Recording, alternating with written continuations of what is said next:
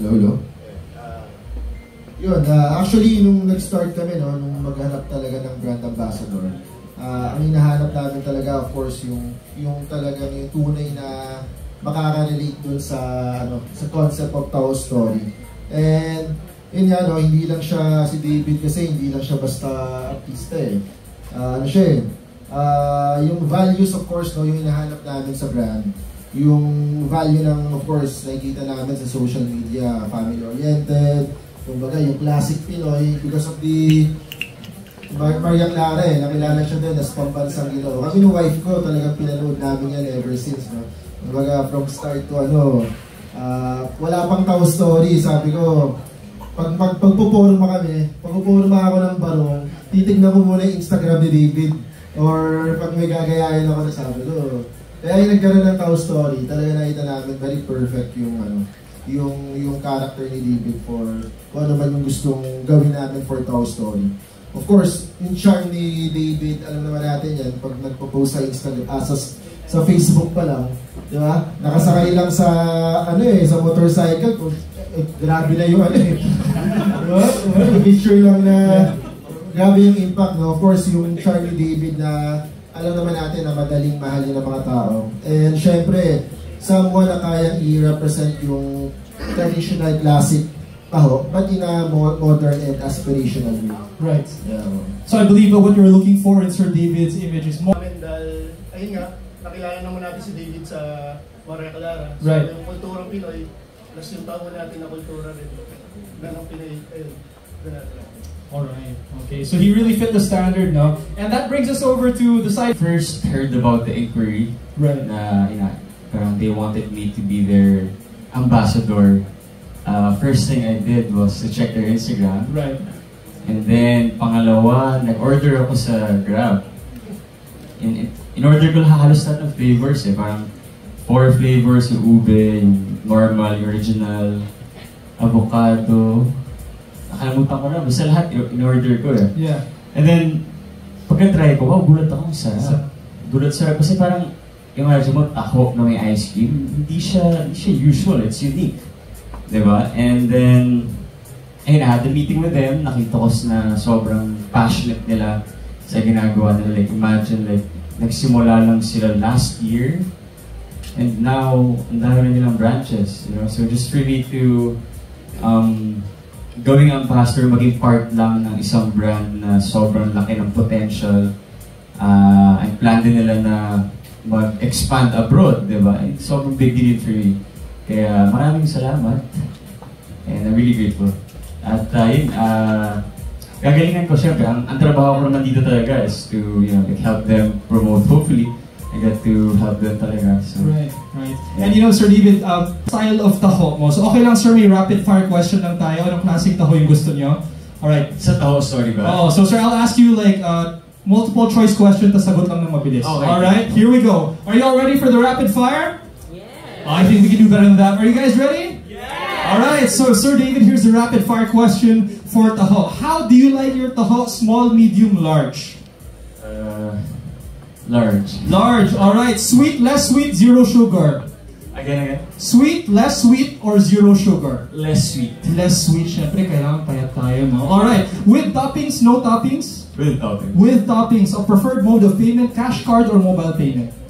Gcash. Okay. Alright, so give Sir David a big round of applause. Okay, so makita na natin fit si Sir David sa... Actually, sobrang dami, no? So, nilista ko no? Actually, hindi lang talaga plano namin is hindi lang basta, kumbaga, promotion, yung endorsement, yung gagawin natin for as David, as the brand ambassador ng Taho Story. Of course, no? May plano kami to create a platform for Filipinos sport and culture kasama si David doon. And yun nga, isa sa mga big dreams namin is magkaroon ng parang Taho Story Basketball League. 3x3 siya. So parang magbabanggit na lang ako ng brand. No? Parang choose to go style, no?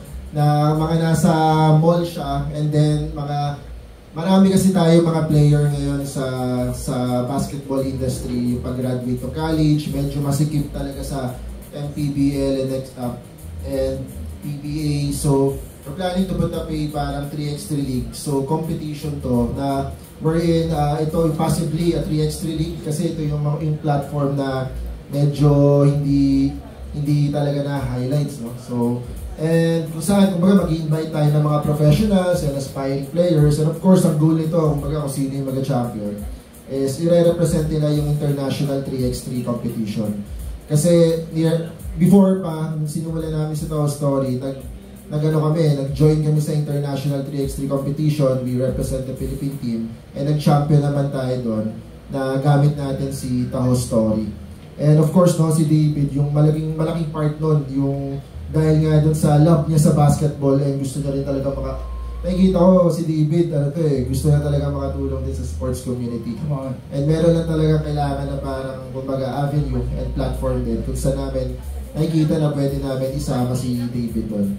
Nakikita ka namin sa Instagram pag nagbabasketball siya, talagang nakatanggal yung Sabi namin, parang mahirap ata gawin yun. Kasi sa kakataho namin, sabi na yung kaya sabi namin, grabe, hindi kami pwede makipag-basketball kay David na kailangan, naka-jersey tayo, no?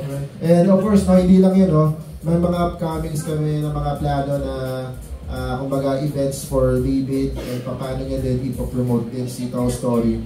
And the partnership is just, kumbaga beyond just Taho.